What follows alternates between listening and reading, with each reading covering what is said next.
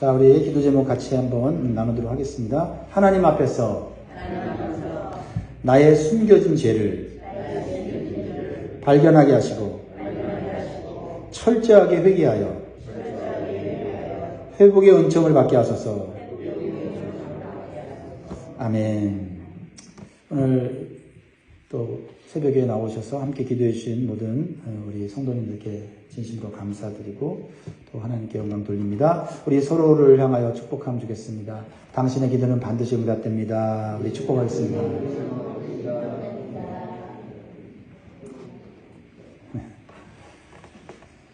하나님은 죄에 대해서는 반드시 공의를 발동하십니다.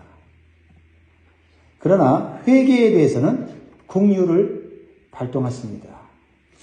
지금까지 다윗이 지은 죄악의 행위는 하나님의 심판을 즉시 받아도 변명할 여지가 없어요. 다윗이 지은 죄가 보여주는 것은 하나님을 믿는 사람이 짓는 죄가 세상 사람들이 짓는 죄보다 더 교묘할 수 있다는 것을 보여줍니다. 여러분들이 알다시피 다윗의 죄질이 나쁜 것은 자신의 죄를 또 다른 죄로 덮어버렸다는 거예요. 간음죄를 뭘로 덮어버렸어요? 살인죄로 덮어버렸고요. 살인죄를 또 뭘로 덮어버렸어요? 남의 죄로 덮어버렸어요. 그래서 완전 범죄처럼 보입니다. 그래서 다윗은요, 거의 1년이라는 세월 동안 자신의 죄가 없는 것처럼 숨기고 겉으로 의로운 척하고 살아가고 있었다는 겁니다. 이게 악인이 아니고 의롭다고 인정받았던 다윗의 모습이었다는 거예요. 또 그것이 어느 정도 가능하다는 것을 보여주고 있어요. 죄를 숨기고 겉으로 의롭게 포장하면서 사람들에게 존경을 받으며 살아갈 수 있다는 거예요. 그런데도 하나님은 그를 바로 심판하지 않고 계세요. 왜 그럴까요? 이것은 하나님께서 다윗이 스스로 회개할 수 있는 기회를 주시고 기다리고 계신다는 거예요. 이것은 우리를 사랑하시는 하나님의 전적인 은혜입니다. 특히 믿는 자가 죄를 짓고도 아무 일이 없을 때는 하나님께서 은혜와 긍휼을 베풀고 계심을 빨리 깨달아야 될 줄 믿습니다. 우리가 지금 죄가 없어서 아무런 일도 생기지 않는 것이 아니라는 것이죠. 그래서 우리는 현재 나에게 교묘하게 숨겨진 죄가 없는지를 날마다 살펴봐야 될 줄 믿습니다. 하나님은 시간이 흘러가는데도 다윗이 회개를 하지 않자 다윗은 이렇게 내버려 뒀다가는 그대로 심판받아 멸망받을 것을 아셨어요.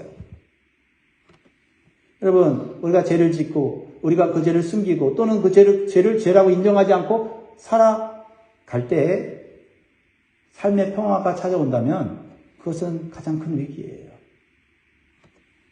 그러다가 심판받아 멸망받게 되는 거예요. 그래서 하나님은 죄를 심판하시기 전에 마지막으로 회개할 기회를 주세요. 여러분, 이 마지막 회개할 기회가 굉장히 중요합니다. 이것을 붙잡아야 돼요. 그래서 하나님께서는 하나님의 종인 나단 선지자를 다윗에게 보내십니다. 그게 1절이잖아요. 1절. 여호와께서 나단을 다윗에게 보내시니 그가 다윗에게 가서 그에게 이르되 한 성읍에 두 사람이 있는데 한 사람은 부하고 한 사람은 가난하니. 여러분 1절에서 이 하나님의 놀라운 은혜를 발견하게 돼요. 여호와께서 나단을 다윗에게 보내시니. 여러분, 지금까지 다윗은 어떤 삶을 살았습니까? 자기가 다른 사람을 보내는 삶을 살았어요. 무슨 말인지 아십니까?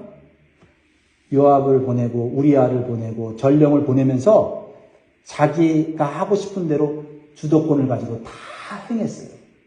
그래서 자신의 죄까지도 숨기고 자기의 욕심과 이기심을 다 채웠습니다.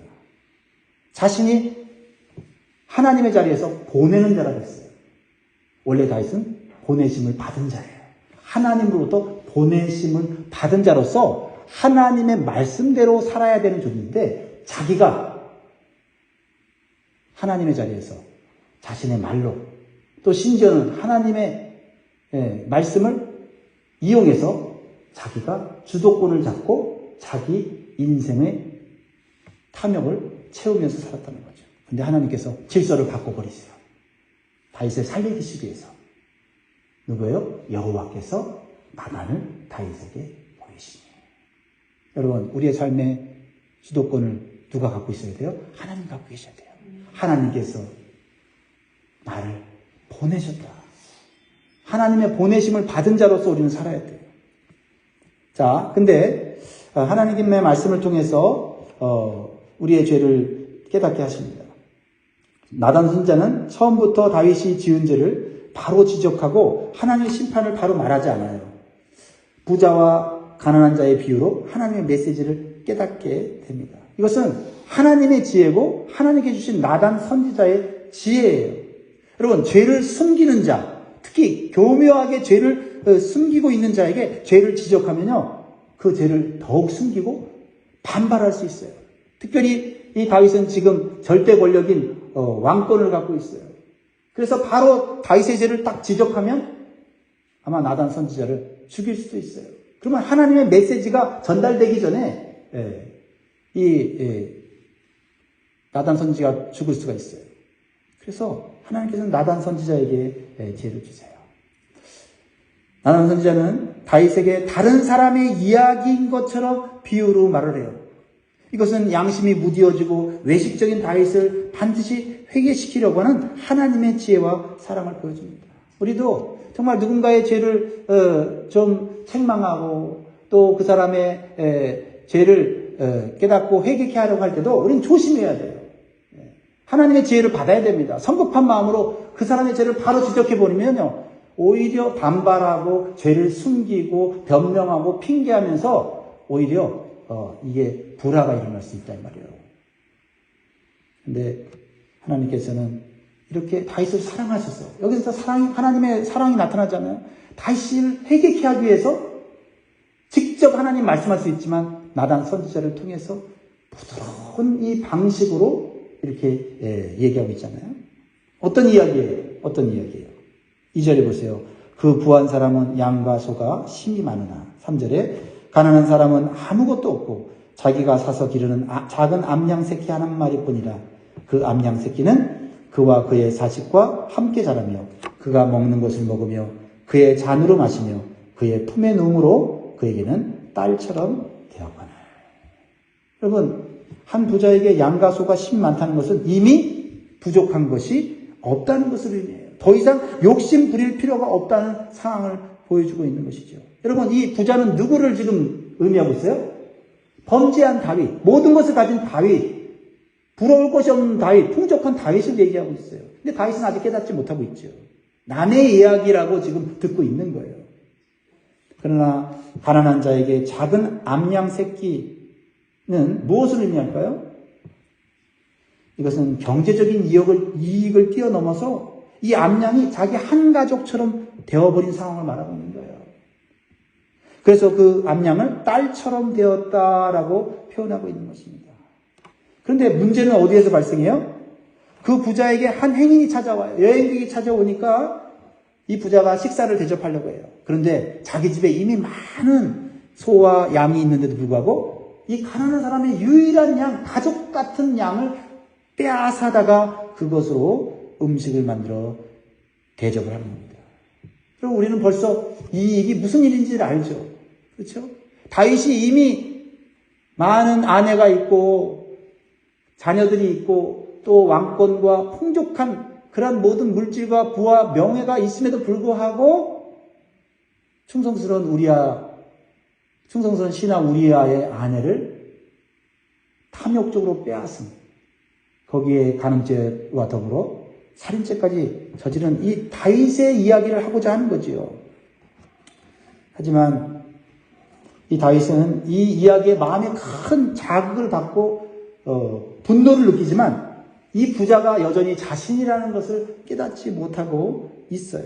그래서 다윗은 이렇게 얘기합니다. 5절에 다윗이 그 사람으로 말미암아 노하여 나단에게 이르되 여호와의 살아계심을 두고 맹세하노니 이 일을 행한 그 사람은 마땅히 죽을지라. 다윗은 이 부자가 자신인 것을 모르고 뭐라고 얘기해요? 이 사람은 마땅히 죽을 자라. 이 정도 죄를 졌으면 죽을 자라고 얘기를 하고 있어요. 다윗의 입에서 자신이 죽을 죄를 지은 죄인임을 자신도 모르게 고백하고 있는 거예요. 그리고 다윗은 하나님의 율법을 들어서 그 부자가 어떤 징계를 받아야 되는지를 스스로 말을 하고 있어요. 자, 보세요. 5, 6절. 그가 불쌍히 여기지 아니하고 이런 일을 행하였으니 그 양새끼를 4배나 갚아주어야 하리라 하니라. 여러분, 참 이 다윗의 양심의 무디어짐을 보지 않습니까? 불쌍히 여기지 아니하고 이 하나밖에 없는 이 가난한 자의 양을 빼앗았는데, 그렇다면 그 사람은 죽을 자고 양의 그 새끼에 대한 값으로 4배를 갚아줘야 된다고 말하고 있어요. 이것은 다윗이 그냥 상식적으로 얘기한 게 아니에요. 양 새끼를 4배나 갚아줘야 한다는 것은 성경에 나오는 하나님의 율법이에요. 그래서 세리장 삭개오가 예수님을 만나고 회개할 때 자신이 남의 것을 토색한 것이 있으면 몇 배로? 4배로 갚겠나이다 말한 것은 하나님의 말씀에 순종하겠다는 말을 하고 있는 거예요. 다윗은 이렇게 하나님의 말씀과 율법을 잘 아는 사람이었어요. 지금도 알고 있어요. 그런데 다윗은 하나님 말씀을 다른 사람에게는 잘 적용하는데 자기 자신의 죄에 대해서는 적용하지 못하는 오류를 범하고 있다는 거예요. 다른 사람들을 정죄하는 데는 말씀을 잘 사용하면서 자신의 죄는 교묘하게 숨기고 보지 못하고 있다는 겁니다. 이것이 가능하다는 거예요. 그래서 예수님께서 가장 싫어하시는 죄가 뭐예요? 외식적이고 이중적인 삶이에요. 하나님 말씀을 이용해서 겉으로는 의로운 사람이 되고 존경받는 사람이 되지만은 내면의 죄와 욕심을 교묘하게 뒤에서 채우고 있는 거죠. 바로 누구를 의미합니까? 외식적인 바리새인들을 말하고 있는 거죠. 바리새인들은 남에게 보이려고 하는 기도, 금식, 구제를 통해서 사람들에게는 존경과 칭찬을 받았어요. 근데 뒤로는 자기 내면의 이기심과 욕심을 채우는 일을 서슴지 않고 했습니다. 바로 외식하는 바리새인들의 모습이 바로 다윗의 모습이었던 것입니다. 그러나 사람은 속일 수는 있어도 불꽃 같은 눈을 가지신 하나님을 속일 수는 없는 것입니다. 그 사람의 심장과 폐부까지도 살피시는 것이죠. 결국 이런 외식적이고 이중적인 삶은 자신만 알고 있다가 그것이 결국은 밖으로 드러나지는 날이 온다 이 말이에요. 밖으로 드러나기 전에 회개하고 회복하면 좋은데 다윗은 밖으로 드러날 때까지도 회개하지 못했어요. 자, 이제 대화의 분위기가 어느 정도 무르익어가자 나단 선지자는 이제 직접적인 하나님의 말씀을 전해요. 다윗이 그 얘기를 듣고 죽어 마땅한 사람이라고 분노하고 있는 부자가 바로 다윗이라고 선포를 해요. 당신이 그 사람입니다 라고 아주 이제 직접적으로 얘기를 하죠. 7절에 나단이 다윗에게 이르되 당신이 그 사람이라. 이스라엘 하나님 여호와께서 이와 같이 이르시기를 내가 너를 이스라엘 왕으로 기름 붓게 하여 너를 사울의 손에서 구원하고. 여러분, 우리는 이 말씀을 좀 겸손히 받아야 돼요.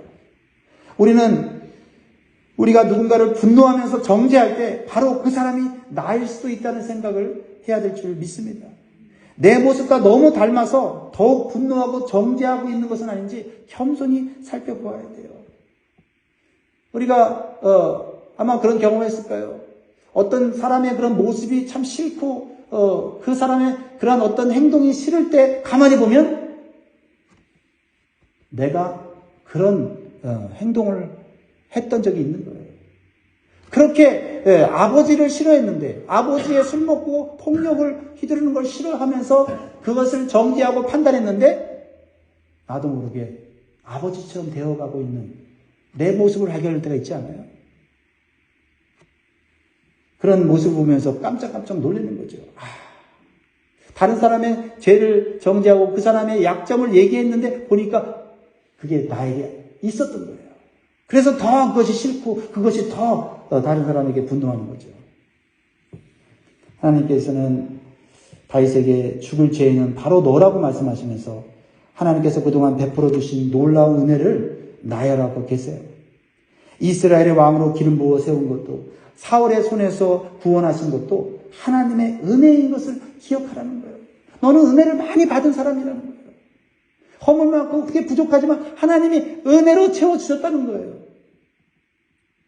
이렇게 충분히 많이 주셨는데도 뭐가 부족해서 남의 것을 빼앗고 탐을 내느냐 말씀하시는 것이죠. 그리고 필요한 것이 있으면 구하면 더 주실 수 있는 분이 하나님이다 말씀하는 거예요.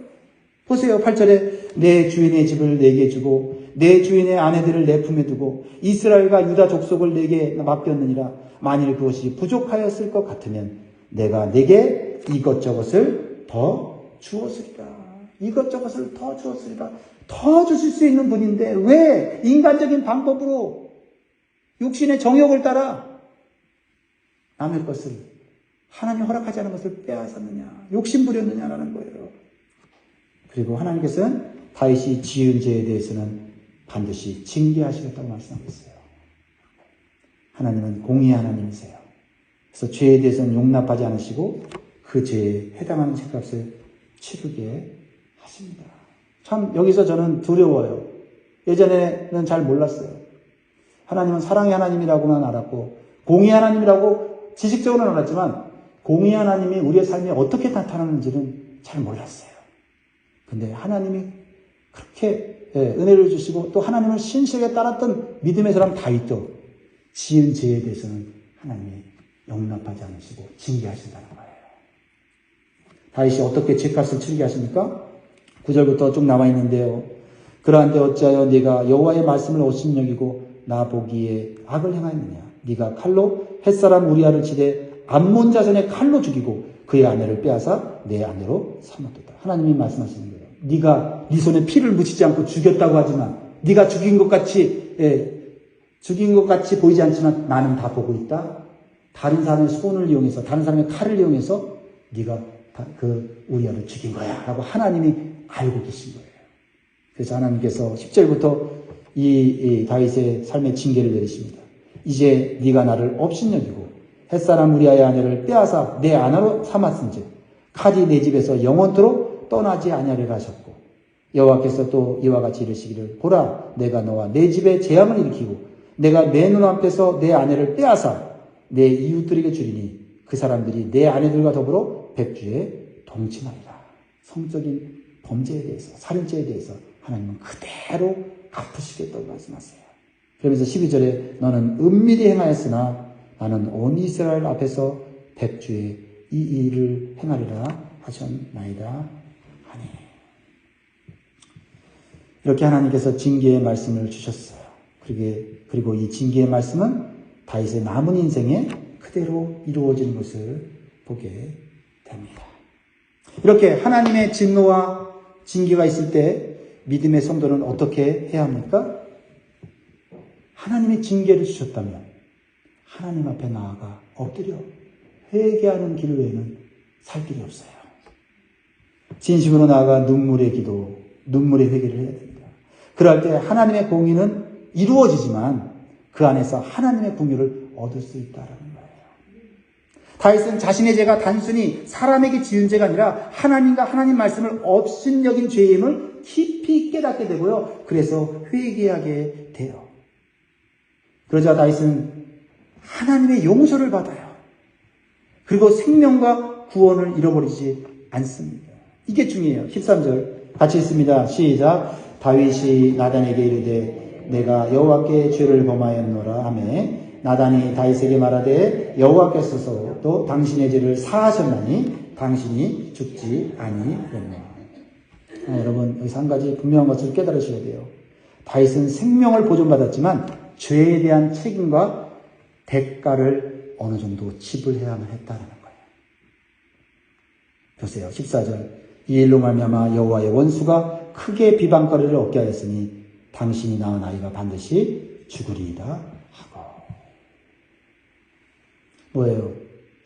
하나님을 믿는 사람은 하나님의 이름과 영광을 돌려야 되는데 지은 죄로 말미암아 사람에게만 지은 게 아니라 하나님의 이름과 영광을 더럽히고 떨어뜨렸으니 세상 사람들이 원수들이 그걸 보고 야 그런 하나님을 믿느냐 하면서 하나님을 조롱할 수 있기 때문에 다윗의 죄는 크다라고 말씀하시는 거예요. 우리가 착각할 때가 있어요. 지은 죄를 회개하면 하나님은 용서해 주시고 죄에 대해서는 아무런 대가도 치르지 않는다고 생각합니다. 하나님은 우리가 회개하면 그 죄는 용서하세요. 그러나 그 죄에 대한 책임과 어느 정도의 대가를 지불하게 하세요. 어느 정도의 대가는 누가 정하세요? 하나님께서 정하시는 거예요. 멸망당할 심판에서는 구원받지만 우리가 지은 죄의 정도에 따라서 하나님은 우리가 그 죄를 깨닫고 다시는 그 죄를 짓지 않도록, 그 죄로부터 멀어질 수 있도록, 그래서 그 죄 때문에 다시는 멸망하지 않도록 하나님께서 그 죄로 말미암은 고통과 아픔을 겪게 하신다는 거예요. 여기는 하나님의 공의와 하나님의 긍휼이 같이 나타나고 있다 이 말이에요. 그래서 다윗은 그 낳은 아들이 병들어 죽게 됐을 때 하나님 앞에 간절히 기도합니다. 이 아이를 살려달라고 기도해요. 그러나 하나님은 그 아이를 병들어 죽게 하십니다. 다윗에게 징계하십니다. 그리고 후에 아들 압살롬의 칼에 의해서 자신이 왕궁에서 쫓겨나고 다윗의 후궁들이 성폭행을 당하는 아픔을 당해요. 다윗이 남의 아내를 빼앗고 간음한 것에 대한 징계를 하나님은 하십니다. 여기서 우리가 다윗의 이러한 징계도 우리가 봐야 되지만 더 중요한 것은 이러한 징계 가운데 나타난 다윗의 믿음을 본받아야 해야 합니다. 다윗은 후에 하나님이 이러한 징계를 받게 될 때 그는 아무런 불평도 원망도 없이 겸손한 자세로 그 징계를 받아요. 나는 그 징계를 받을 마땅한 사람이다라고 겸손하게 하는 게 받습니다. 그래서 하나님이 긍휼을 베풀어 주세요. 여러분, 하나님의 공의에 인간의 회개가 맞닿을 때 하나님의 긍휼하심이 나타나요. 여러분, 이거를 마지막에 붙잡아야 돼요. 그리고 다윗은 오직 두 가지만 하나님께 간절히 요구를 합니다. 그것은 바로 구원과 성령이에요. 왕위를 이뤄도 좋고 내 모든 것들을 이뤄도 괜찮지만 하나님 두 가지는 잃지 않게 해주세요. 하나님이 주시는 구원을 잃지 않고 구원의 즐거움을 회복시켜달라고 기도해요. 그리고 성령을 거두어가지 마시고 성령의 인도함을 받게 달라고 기도합니다. 시편 51편 11절로 12절에 나를 주 앞에서 쫓아내지 마시고 주의 성령을 내게서 거두지 마소서. 주의 구원의 즐거움을 내게 회복시켜 주시고 자원하는 심령을 주사 나를 붙드소서.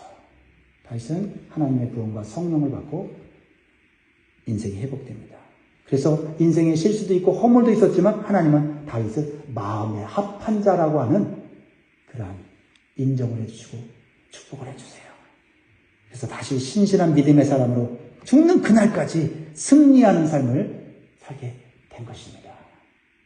여러분, 우리는 누구도 죄 앞에서 죄를 짓지 않는다고 장담하지 않을 사람 없어요. 그러므로 우리는 죄의 유혹을 받을 때 바로 하나님께 회개하고 하나님의 도우심을 받아야 우리는 죄의 길로 오만한 자의 자리에 가지 않는 줄 믿습니다. 하나님 여러분, 말씀을 맺겠습니다. 이 다윗의 이 범죄와 이 실상을 통해서 우리는 참 마음이 좀 무겁고 꼭 나의 모습도 이와 같다는 생각이 들므로 인해서 두렵습니다. 우리는 다윗의 범죄를 통해서 믿는 사람도 연약하여 죄를 지을 수 있으며 그 죄를 가리우고 숨길 때 외식적이고 이중적인 삶을 살 수 있다는 것을 우리는 깨달았습니다. 그러므로 이 다윗의 이야기는 다른 사람의 이야기가 아니라 나의 이야기인 것을 겸손하게 받아들이고 다시 한번 하나님 앞에서 내 내면을 살펴보면서 혹시 간과하고 있는, 숨겨놓고 있는 죄가 있지 않은지를 살펴보므로 회개하고 다시 회복되고 하나님의 징계를 받지 않고 평안하고 형통한 삶을 살 수 있기를 주의 이름으로 축원드립니다. 기도하겠습니다.